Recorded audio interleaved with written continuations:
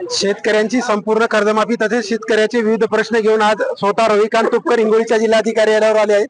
दादा, हातामध्ये मडका आहे आणि फेटा आहे आणि काठी आहे, सरकारला काय इंटिमेशन देणार आहे? काय आज कशासाठी तुम्ही इथं आलात?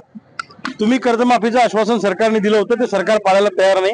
दुसऱ्या बाजूला सोयाबीन कापसाला भाव नाही, रोज 8 शेतकरी आत्महत्या करतायत। एका शेतकऱ्याची, बाजीराव वडकुते नावाच्या बाबळगावच्या शेतकऱ्याची राख रक्षा घेऊनच आज आम्ही इथं आलेलो आहे। कलेक्टरच्या माध्यमातून मुख्यमंत्र्याला पाठवणार आहे। सगळ्या गोष्टींसाठी तुमच्याकडे पैसे आहेत, आमदारांचे पगार करायला पैसे, कलेक्टरचे पगार करायला पैसे, अधिकाऱ्यांचे पगार करायला पैसे आहेत, शक्तीपीठ महामार्गाला पैसे आहेत, सगळ्या गोष्टीला पैसे आहेत। मग शेतकऱ्याला पैसे द्यायला तुमच्याकडे पैसे का नसतात? मुळामध्ये शेतकऱ्यांना देशोधडीला लावण्यासाठी जे सरकार तयार झालं की काय, अशी भावना आमच्या मनामध्ये तयार झाली। आणि किती शेतकरी मेल्यावर सरकारला जाग येईल, हा जाग विचारायला आम्ही आज ही राग घेऊन आलेलो आहे। या मोर्चाला नाव आपण आसूड मोर्चा नाव दिलं आहे, काय याचं कारण आहे याच्या मागचं?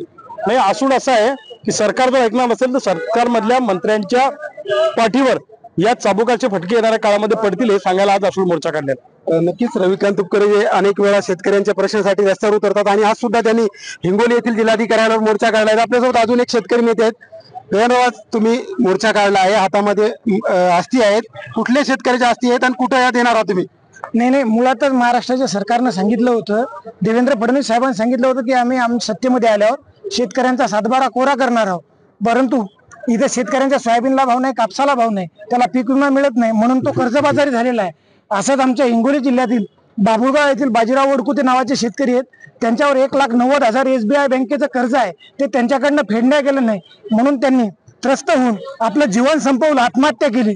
म्हणून त्या शेतकऱ्याची राग घेऊन आम्ही इथं आलो आणि महाराष्ट्राच्या सरकारला सांगतोय की तुम्ही जे दिलेलं आश्वासन आहे तुम्ही तात्काळ पूर्ण केलं पाहिजे। नसता रोजच्या दिवसाला 8 शेतकरी मरतायत आणि त्याचं कारणीभूत तुम्ही आहात, म्हणून तुम्ही शेतकऱ्यांना कर्जमुक्त करा, त्यांना दिलासा द्या, नाहीतर शेतकऱ्यांना कोणी वाली नाही। भाऊ, आज शांततेत आंदोलन केलं आहे आणि सरकारने जर तुमच्या मागण्या मान्य नाही झाल्या तर पुढची रणनीती काय असणार आंदोलन? आजचं आंदोलन महात्मा गांधींच्या अहिंसेच्या आणि शांततेच्या मार्गाने होतं।